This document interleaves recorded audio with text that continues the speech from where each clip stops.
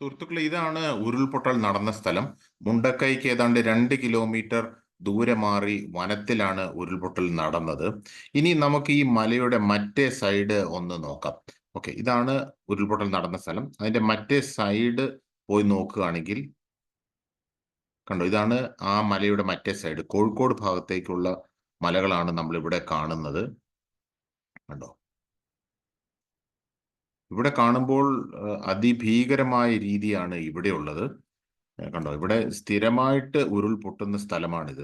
ഇവിടെ ഒന്നും ജനങ്ങൾ താമസിക്കാത്ത, ജനവാസ മേഖലയല്ലാത്ത സ്ഥലങ്ങളാണ്.